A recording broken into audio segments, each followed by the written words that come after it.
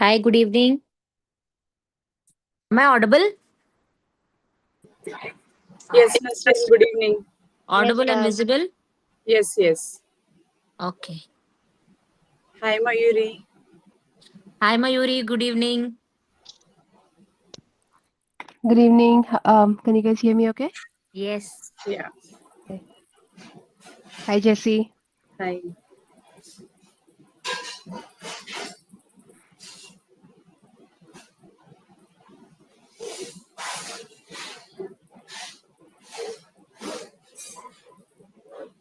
Jesse, can you mute the participants, please?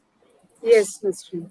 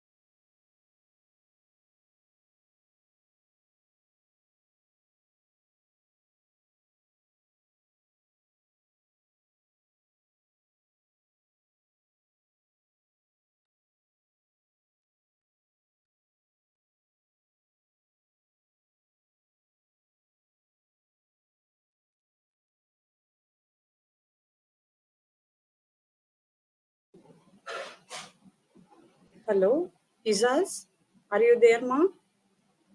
Yes, ma'am. Shall we start, ma'am? Izaz, Yes, ma'am. Am I audible, ma'am? Hello? Yes, Hello? you're audible, but you can start. Okay, ma'am. Thank you, ma'am. Good evening, everyone. Just a minute. Am I visible, ma'am? Yes, you're visible Okay. also. Okay, ma'am. Thank you, ma'am. you can start, ma. Okay, ma'am. Good evening, everyone. On behalf of St. Anne's College for Women, Department of Nutrition, I, Ijaz Fatima, Please unmute yourself. Izaz, unmute. Ma'am, I'm audible, I believe. She's audible, Jessie. You are She's not at audible. all audible, ma. No, she is. I think some signal problem from your end, ma, Jessie. She's audible. Unmute yourself.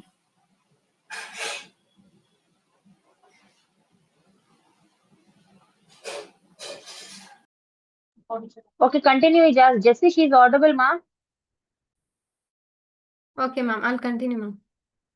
On behalf of St. Anne's College for Women, Department of Nutrition, I, Ijaz Fatima, extend a warm and heartful welcome to each one of you to today's online alumni career guidance session. We are truly delighted to organize this session on the topic Mastering Professionalism in Nutrition Essential Principles. It is indeed a proud moment for us as today's resource person is none other than our very own illustrious alumna Miss Mayuri Randal ma'am. Now I would like to invite Jessie ma'am, our respected assistant professor, to read a passage from Holy Bible for us.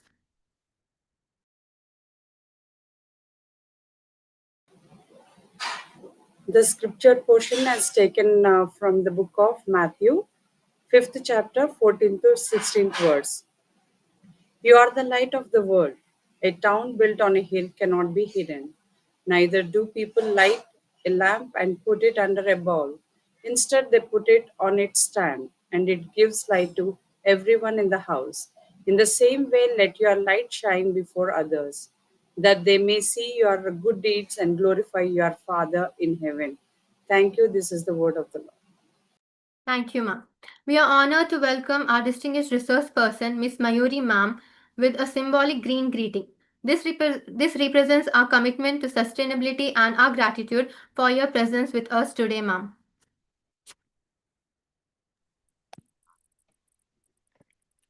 Hello. Thank you for our warm greeting and warm welcome. Are we ready to get started, Jessie?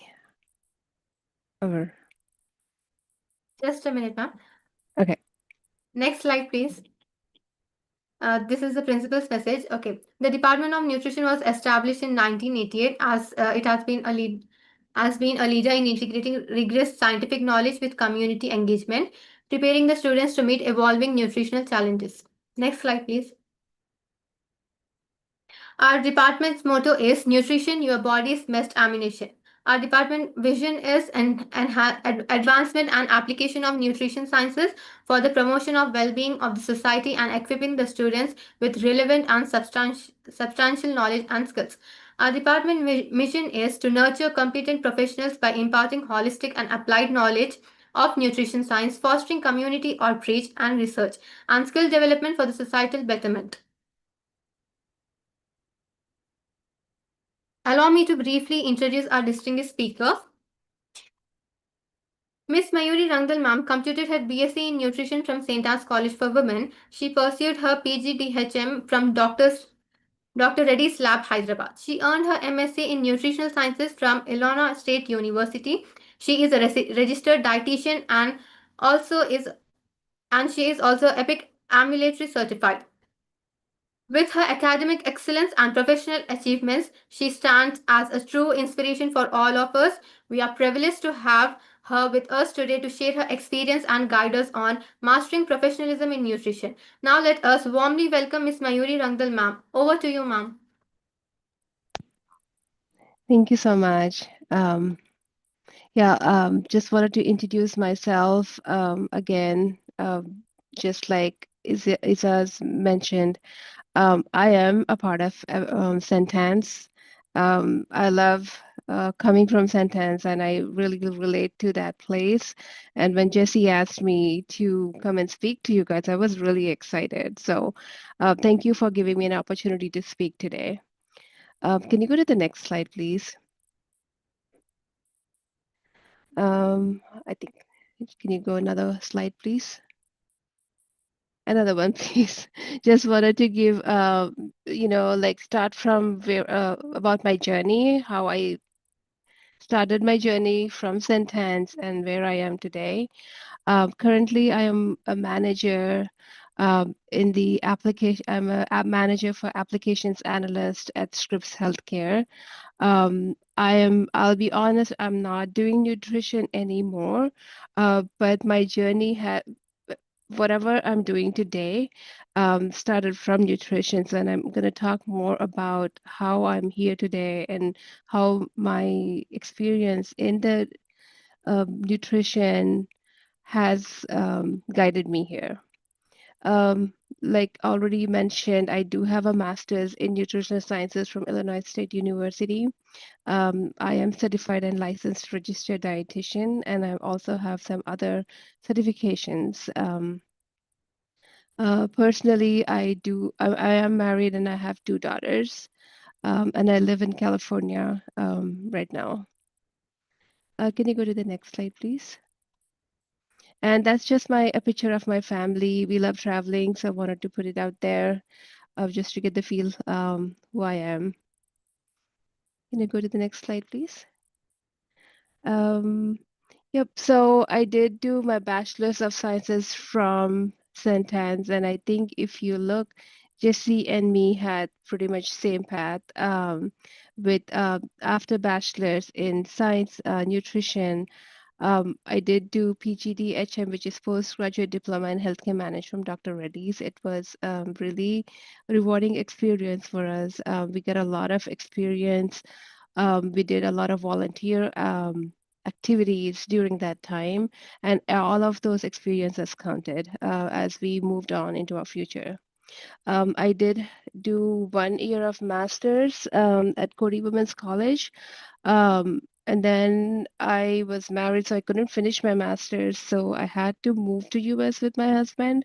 And then I had to redo the master's program all over again, which I didn't mind because it was a different learning experience was very different than India. So after my master's in nutrition from ISU, um, to become an RD in US, you have to do an internship, which is a very painful process, but it's really worth it. And then after finishing the internship, you would take a national exam, and that finishes your journey to become a registered dietitian in US. Can you go to the next slide, please? Okay. Like I already mentioned, completed my master's degree. Well, if you are planning to become a registered dietitian in US, you would have to follow that path.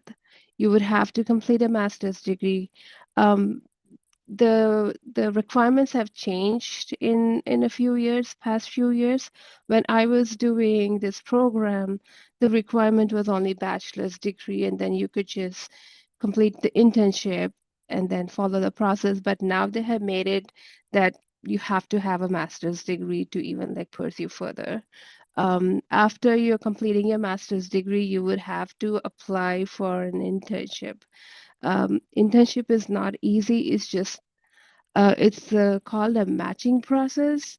You would have to select the place you would like to work, and then you have to put in an application, and there is a matching process, just like you get a seat in medicine or engineering. It's the same process. So it's very strenuous, very nerve-wracking process, and so you have to go through that. The internship usually lasts a year, where you are made to rotate in many different departments, like you would do the community health, you would do total parental nutrition, enteral nutrition, and then you would do the education. You would be rotating in many different departments like renal, neurology, GI. So they're like you have like a lot of experience, and then you have to work on certain projects. Um, so there's like a very stringent process of internship. After you complete that, you will have to apply for a national exam. It's a proctored exam, or you could do it online, or in those days, before COVID, we had to like drive like a few hours to find an exam center and take the exam. So um, after the examination is done, you will have to apply for your licensure, and you have to, whatever state you're working in. Like I'm from California right now, but when I took my exam I was in Illinois. So you will have to apply for those state specific requirements and licenses. After you're done with that, all those process, you still have to be up to date in dietetics through continuing education. Every 5 years, they require 75 hours of continuing education credits to keep up with your degree. If you stop, if you do not keep up with that, you'll have to retake the exam and like the whole process again. So I just try to keep up with the education, just read some articles, take some tests. It's just like how a person from medical or in a provide or a doctor keep up with their educational credits. It's the same process. Can you go to the next slide? When we talk about dietitian, I'm sure you guys have a lot of questions. Where can I work at? Like, what are the opportunities I would have? And I think some of these opportunities, doesn't matter if it's in US or India. I think they're pretty much same. Um, so I would start obviously with the healthcare. There's a huge need for dietitians in healthcare. Um, I know in India, like when I worked back in the day, um, we would do a lot of patient educations. We would do a lot of meal planning for our patients in those days, and I'm sure you still do that. Um, did you have any questions? Oh, can you go back to the screen? Thank you. No, the previous screen, please. Thank you. So enteral in US as a dietitian, you are allowed to do enteral and parenteral nutrition. Enteral nutrition is tube feeding, and parenteral is total parenteral nutrition. You have to work with your pharmacist closely to do the calculations for glucose, proteins, and lipids. So it all comes with like practice and higher education. You know how to start calculating those very intricate details, and you have a huge career right there in healthcare. If you're a dietitian, you can always find a job in healthcare. The other one I have is private practice, obviously. You can always set up your private practice. I personally had a private practice for myself.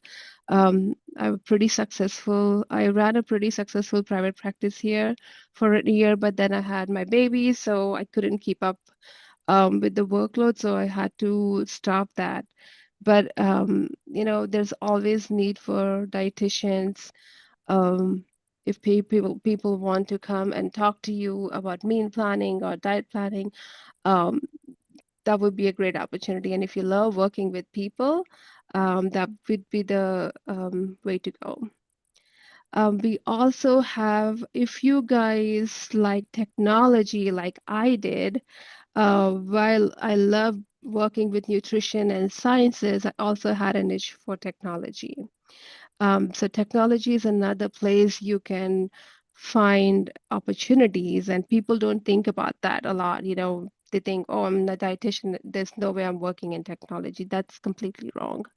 Um, Seaboard is the application where in the hospitals, there's when patients order, like let's say a renal patient orders a food, that information is sent into the electronic medical record system, and that's called Epic. And that connects with or the interfaces with the Seaboard application. Seaboard application is a database for all the menus, all the food items you have in your hospital. And a dietitian is the one who maintains that system. I did work as a Seaboard person. I was the builder for Seaboard in my previous organization. So I was able to, work with that technology and use my nutritional or a dietitian expertise to build those menus. Um, you would like create a database for different foods in there, like a diabetic meal, a renal meal, a pulmonology meal, many different conditions, right? So you would build those menus in that system, and every time a patient orders a diabetic meal, automatically it's the meals are created for them. It gives them the options to pick and choose. It's like a really, really cool app, or this application. And the other part of the technology is creating these new nutrition apps.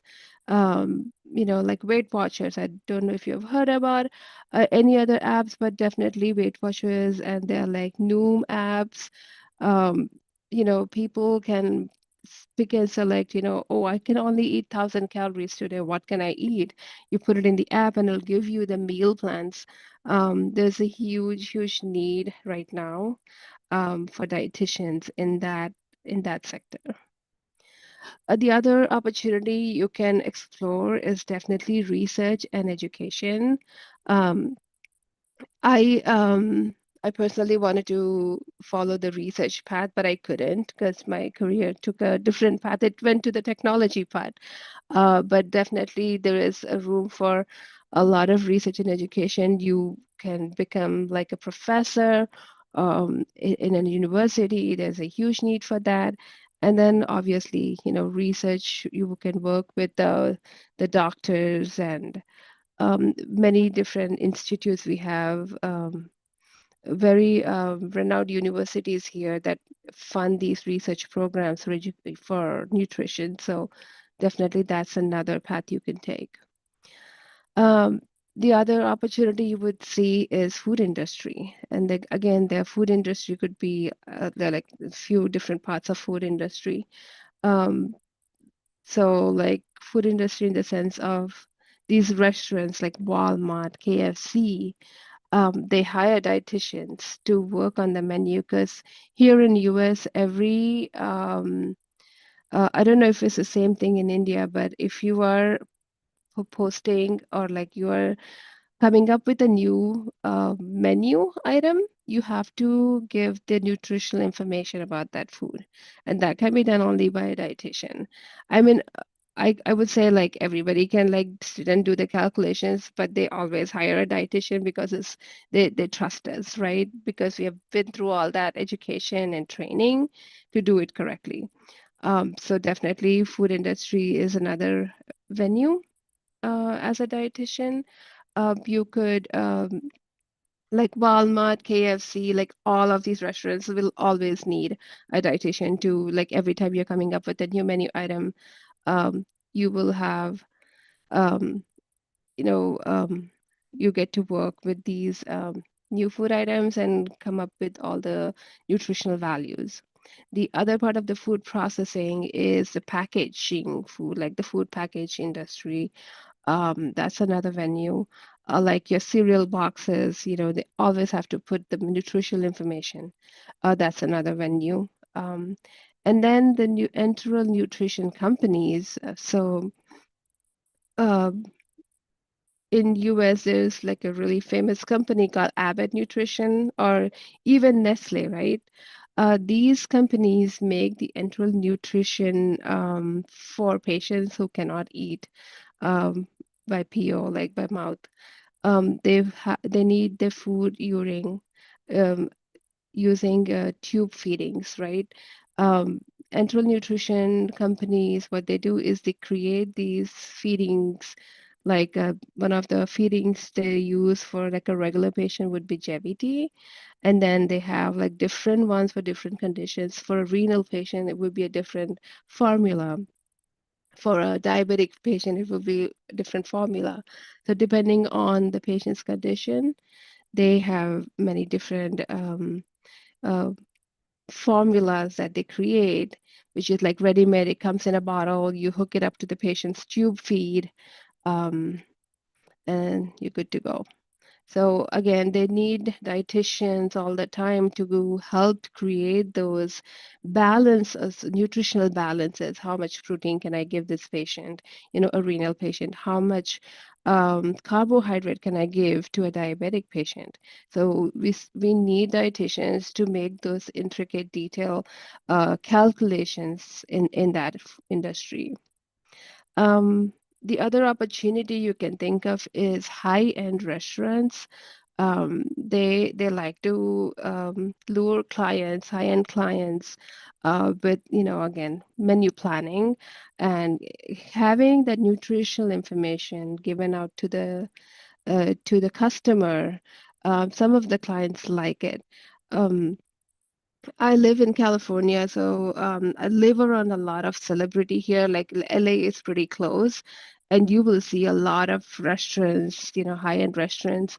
They hire dietitians, um, so I high-end clients, celebrities, they watch their diet, so they are very picky about their food choices. So they will go to that kind of restaurants and they hire dietitians there. The other avenue you could explore is sports nutrition. You can, in India, it's definitely cricket. Here, you could pick baseball, football, soccer, tennis, they're like, and swimming. Uh, all these, they need all these sports. Um, Personnel need somebody to tell them how much protein can they have, for a workout. When do they need to have their carbohydrates? Is it before the workout? You have that a window where your body absorbs protein really well compared to carbohydrates. Like how many carbohydrates should I eat before I start my training? So that's another venue you could explore, and there's a huge market um, for dietitians in the sports sector. And again, like high-end gyms usually have their own dietitians. So that's another. And then last but not least, is self-care, for your own family, for your own self, right? You would like to know what you're putting in your body. So being mindful, being a dietitian, that personally helped me a lot.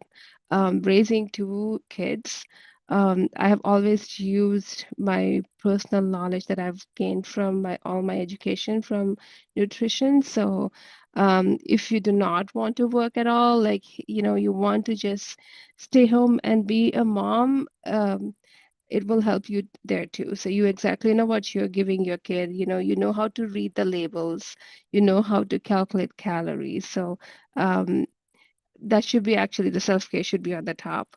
But definitely there's a lot of opportunity for a dietitian. There might be some that I've missed here, but they're like endless opportunities. I'll stop here for a second and ask if you guys have any questions. I know I spoke a lot.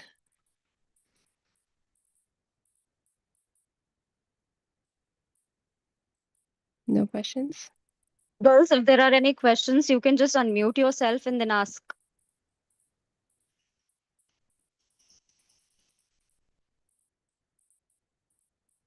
All right, looks like we don't have any questions. We can move on to the next slide, please.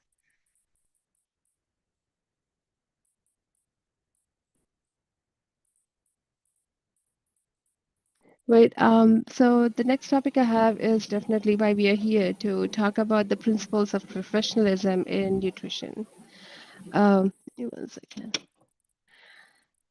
Oh, definitely the first one I would say is the accountability. Um, so what it means is accountable, when you, is this the final year of students? Am I right, Jesse? This is the final year, students? Um, Either way, when you graduate out and you're back out in the world, There are certain things you have to follow to be successful in this profession, and I would say in any profession, right? Some ethics that we follow to be, when you say you come from sentence, you have to carry certain pride to be a sentence person, right? Like a sentence alumni. So we'll start with the accountability and responsibility. When you're out, starting to work in the world, what is really important, even today, like we tell all our doctors, document patient care accurately. Whatever you do, like if you see a patient and whatever you talk, whatever the patient tells you, you have to come back and make a proper documentation. If you haven't documented it, that never happened. If you didn't document, I talked about carbohydrates with my patient. 2 days down the lane, that never happened. So make sure you are keeping a good documentation when you're talking with your patients and whatever you're doing, whatever conversations or whatever important points you have with your patient. And then the second would be the responsibility part. Take responsibility for the outcome and learn from your mistakes. What that means is if you have done something wrong, something didn't go the way you planned, it's totally okay. Own up your mistakes and learn from your mistakes, right? Let your supervisor, whoever you're reporting to, know. And I'm sure there's a way we can fix things. Certain things can be fixed. Um, and even like go up to the patient, oh, that's not what I meant. This is what I meant. So just own up to your mistake. Don't say, I've never said that or never did this. So just own up your mistakes and responsibilities. That's really, really important. And it will take you a long way because we all, all make mistakes. So it's totally fine. The second one is the ethical practices. Follow the code of ethics from professional organizations. Like if you're working for, let's say, tomorrow you work for Kim's Hospital, they have each company and each organization have their own code of conduct and ethical practices. So when you are, joining the organization, make sure you read those and understand what it means, what is important for that organization, and follow those policies and procedures. Also provide under the ethical practice, you wish, also make sure you provide unbiased, honest nutrition recommendation. Again, we are very diverse in our culture. Each patient would be very different for you guys, coming from many different backgrounds. When you're providing those nutritional education, you have to be unbiased and just follow the recommendations that's been provided. The next one on my list is evidence-based practice. Evidence-based practice is apply up-to-date nutritional sciences in daily practices. You study a lot, you see new journals, articles coming in every time. Keep yourself updated with what's happening latest in the field of nutrition, and apply those in your daily practices. There might be a new journal article saying, um, you know, um, brown rice is good for your health. It gives so much grams of proteins and so much grams of fiber. Try to use them in your daily practices. Start recommending those. Follow those principles. Recommendations um, from the journals is what I'm trying to say. The next one is confidentiality and privacy. Comply with the privacy laws wherever you're working. For us, it's like a huge deal. I could get a prison time if I mess up with the HIPAA and privacy laws here in US.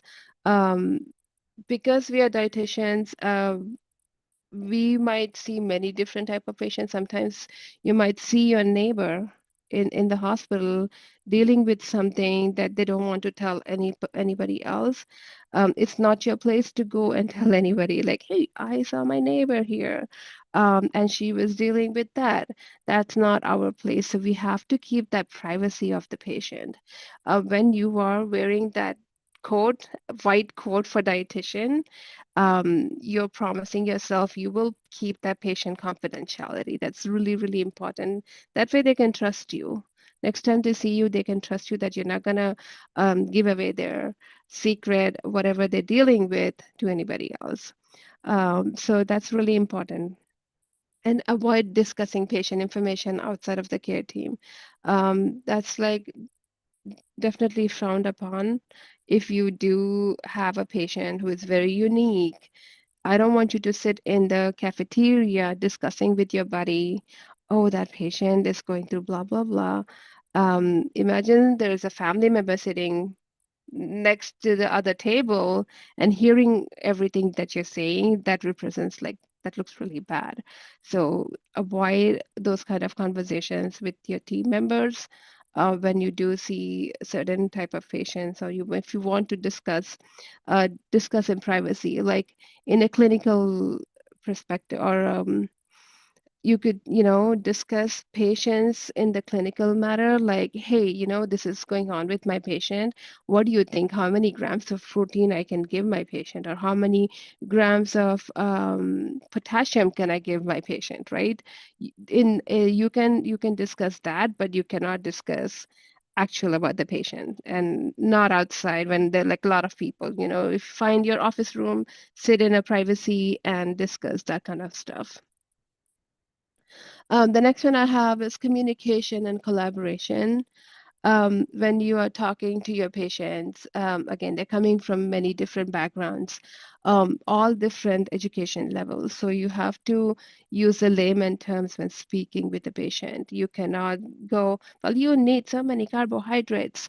What is a carbohydrate? I have no clue, right? So there are some people like they've never heard any of whatever you're saying. So definitely use local language, definitely if possible. If they speak Hindi or Urdu or Telugu, just try to connect with that patient. That way they will listen to you. If you just go and blabber, they're gonna not understand anything. They wouldn't care. If you really care for that patient, try to use the layman's term and try to connect with your patient, and work alongside with the physicians, nurses, therapists, and integrated care. You are a part of that patient's integrated care. So, always check with your doctors before you recommending. I know this like something written in the chart, like this patient needs diabetic diet or a cardiovascular diet. Um, you know, usually most of these are like straightforward, but when it comes to the renal care, definitely work with your doctors, because in a renal, the the micronutrients and macronutrients, like, they change a lot. So, and they have to do daily labs and everything to make sure the patient doesn't have too much potassium or magnesium, that kind of stuff. So you have to work closely with those patients. You have to work closely with your providers and doctors for those patients.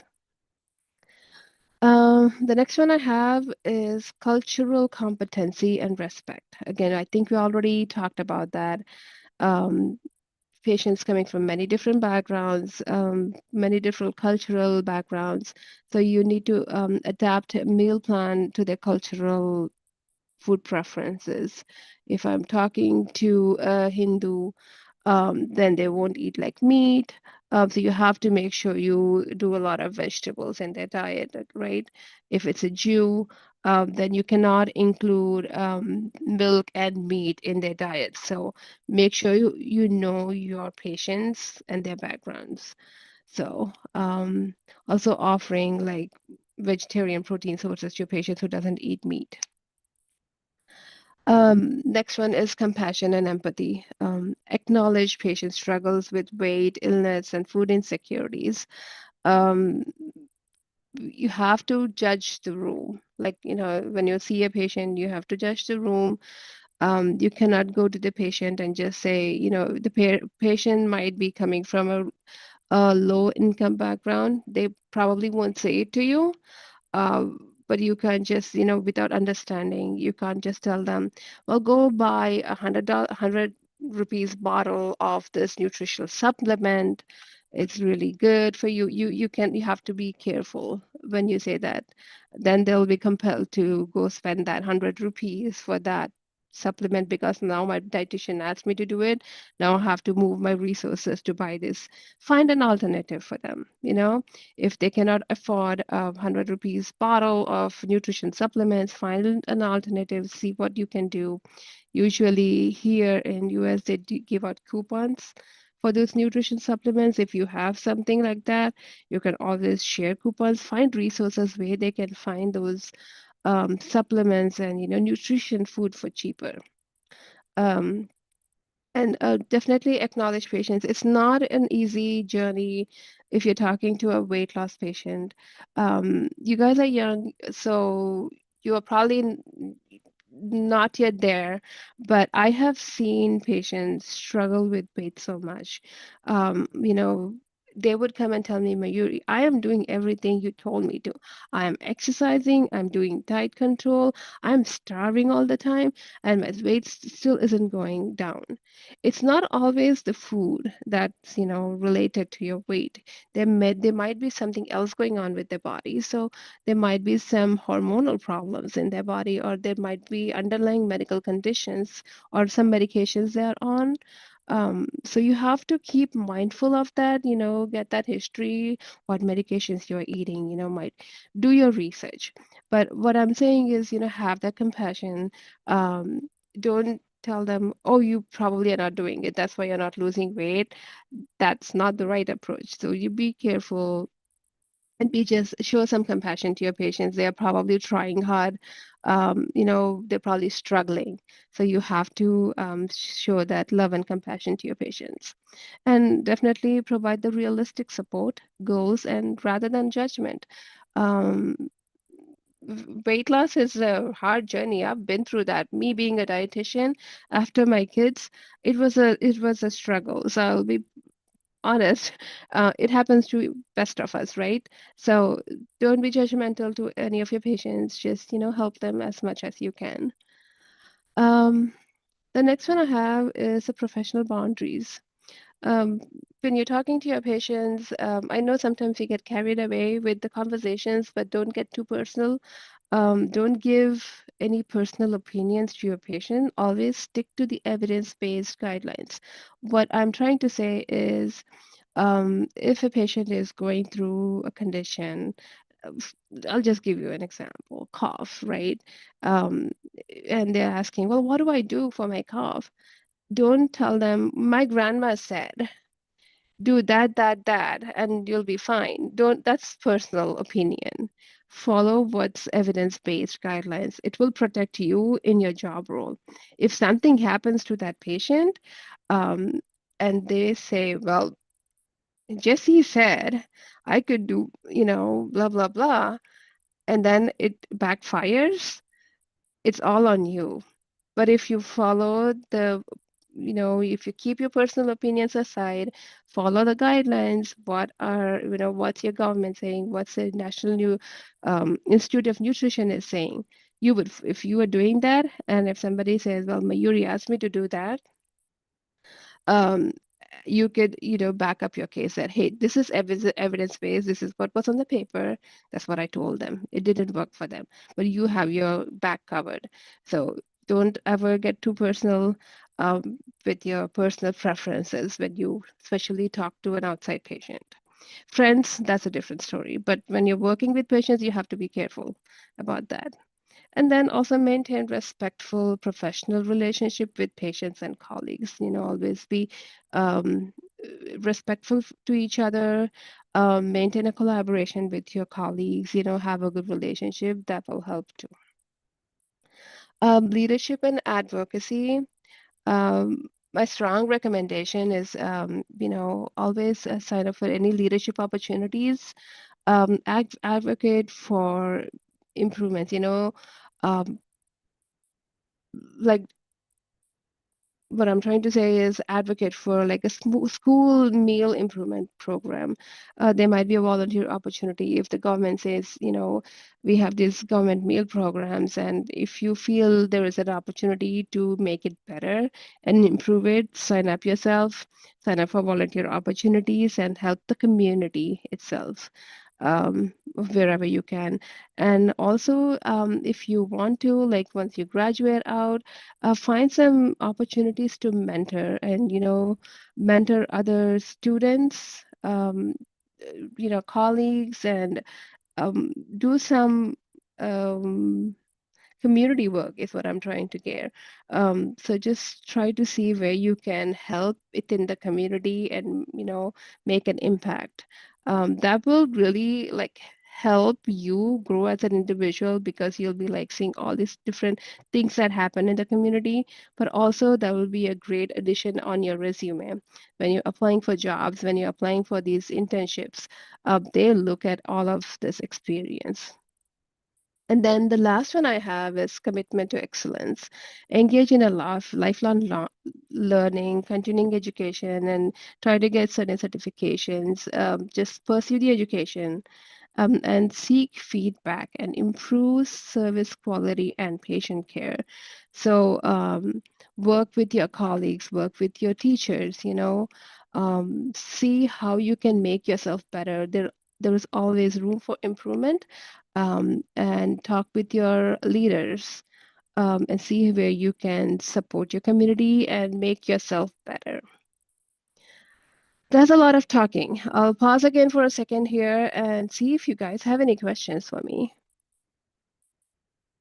Did you need any clarifications on any of those bullet points? You guys must be tired after a long day. It's a very quiet group. Ma'am, actually, I have a doubt.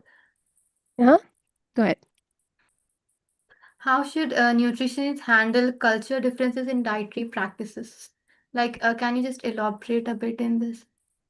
Yep. So knowing about different cultures is where you would start. If you're working with a Brahmin family, you know, usually in the hospitals when they get admitted, I don't know if it's been a while. It's been like more than 20 years since I left India. So, but in US, definitely there's when the patient gets admitted, they ask your religious affinity, and the food preferences.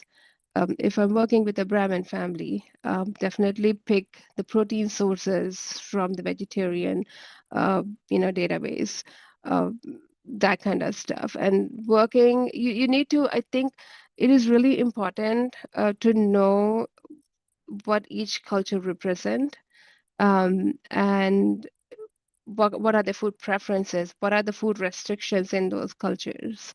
Again, like I said, Jewish people don't eat meat and milk together. So you have to separate them out into different meals. Um, and again, I know Muslims don't eat pork. So you have to keep in mind those are, just knowing your community, knowing where they're coming from. And that way you can make those appropriate decisions when you're meal planning them. So you will remember, oh, I cannot give this person meat, or I cannot give this person pork. Find another protein source. We have a huge database of vegetarian protein sources, right? So that's how you would work with each person, and definitely ask them. Ask the patient, hey, what are your preferences? Um, I am not a vegetarian. Like my whole family will eat meat, but my daughter doesn't. She is like completely vegetarian. So even though like a family, we are like very different. Like even within family, people are very different. So just ask the patient. There's nothing wrong with that, right? And they'll tell you, oh, I don't want that. I don't want this. So they'll tell you, and that will help you make those decisions. Good Thank you, ma'am. question. Thank you, Yep. ma'am. Any other questions?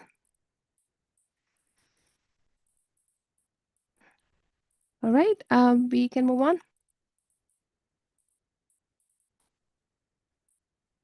I'm sure you guys have questions and like, what kind of salary do I make as a dietitian? Again, in US wise, according to the US Bureau of Labor, and this is data from like 2024, dietitians make around like $73,000, around 73, 74. That might have changed. Actually, that probably have went up, because it's like last year's data.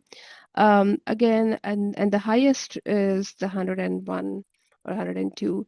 um, there's a wide range for dietitians only because it really depends on what industry you're working in and the area you're working in.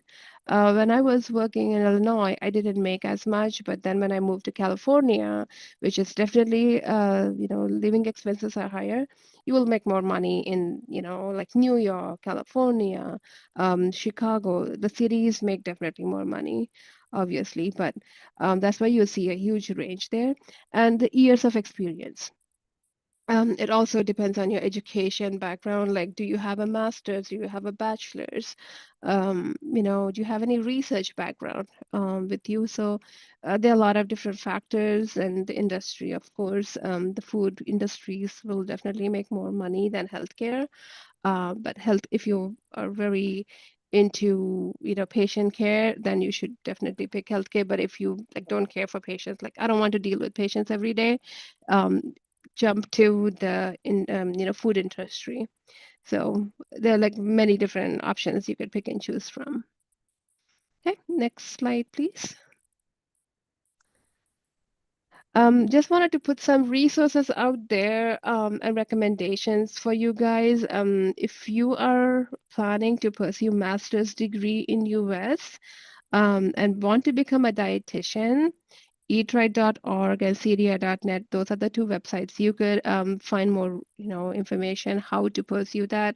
Again, like I already mentioned in my previous slides, says the path to RD is really different here and is a little stricter. um, it's not an easy path because I have been through that. You have to get your master's degree.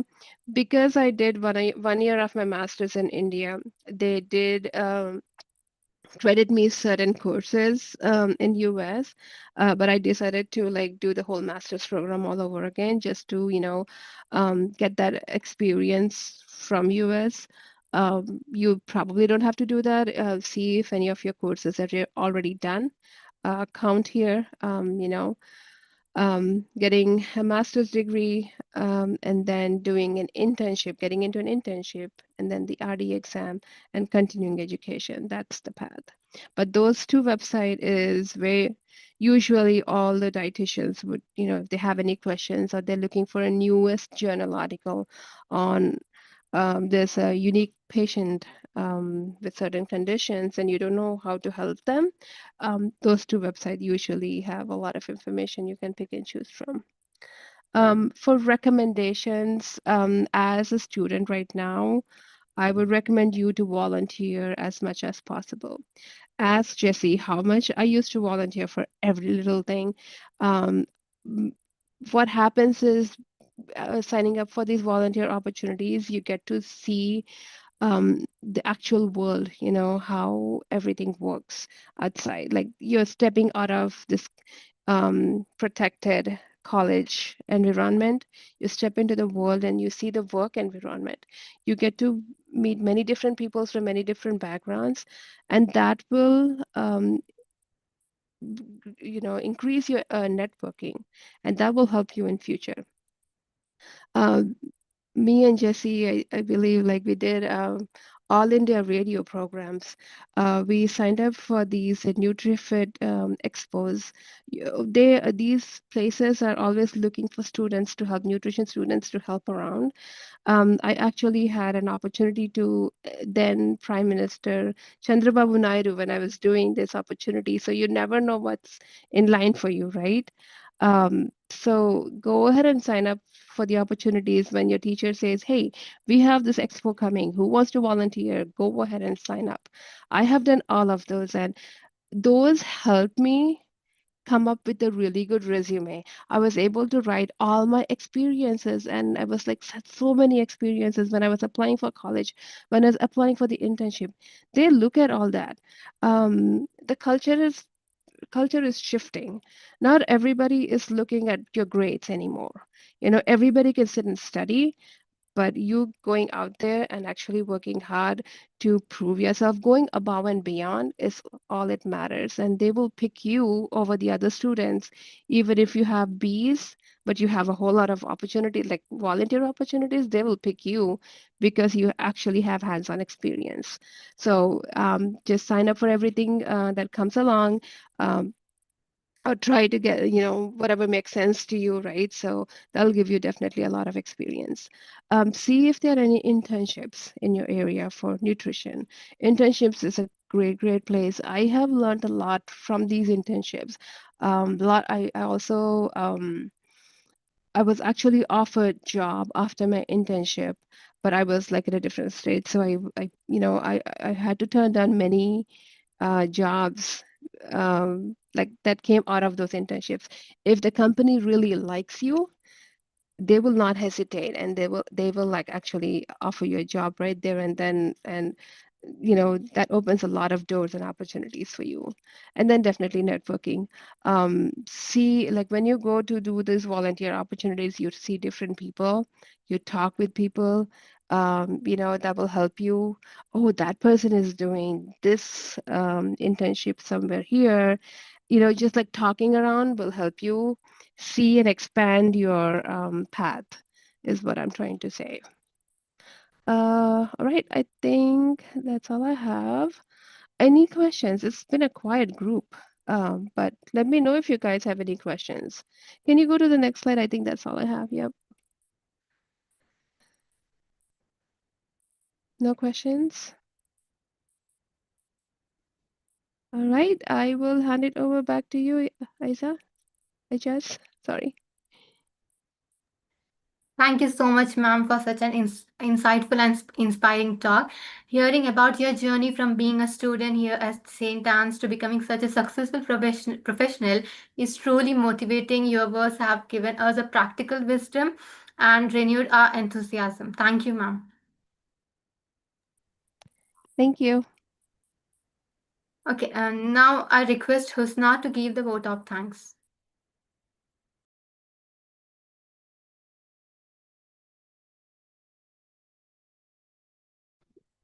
Good evening, everyone. On behalf of the Thank, Department of thank you so much, Mayuri. Okay, and now I request Husna to give the vote of thanks. Good evening, everyone. On behalf of the Department of Nutrition, St. Anne's College for Women, I express our sincere gratitude to our esteemed alumna, Ms. Mayuri Rangdal, ma'am, for enlightening us today with her valuable guidance. I would like to extend my heartfelt thanks to our respected principal, Dr. Sister A. Vijayarani, our head of department, Ms. Nasreen Begum, our faculty members, Ms. Jessie and Ms. Shumaila, as well as other faculty members of the nutrition department for their constant encouragement and support in making this session possible. A heartfelt thanks to all the participants for joining us today. Your active presence has made this session even more meaningful. With this, we conclude today's alumni career guidance session. Thank you once again and wishing you all good health and success. I request you all to rise for the national anthem.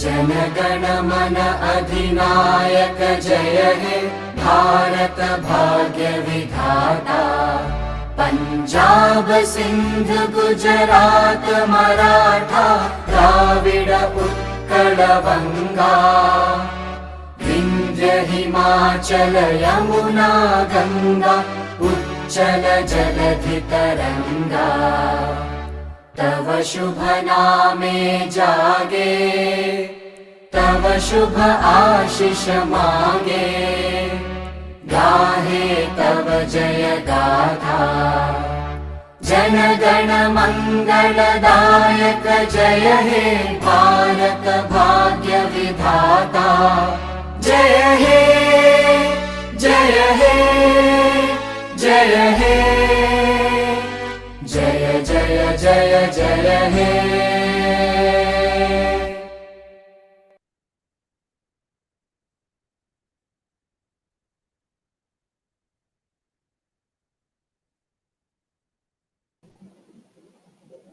Girls, we need to take a picture.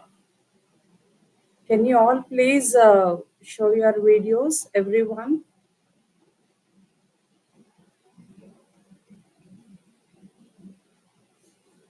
Everyone, girls?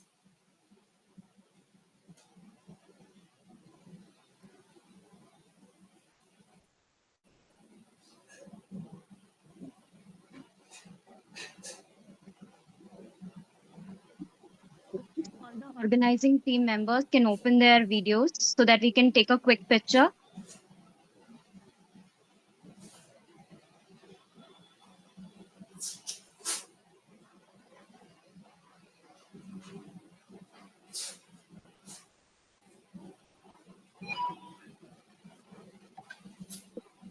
Can Thank Taslima you, enable the girls. option?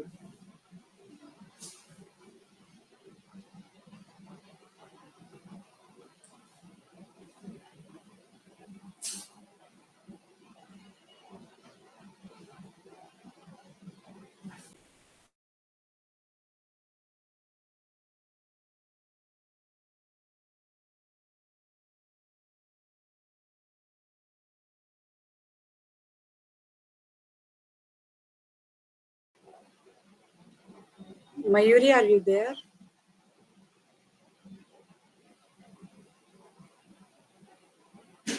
Yeah.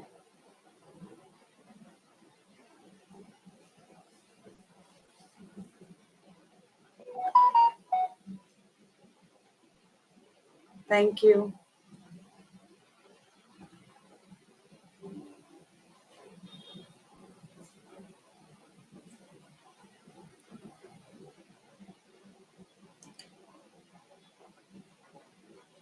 You all can leave the meet now. Thank you all, girls.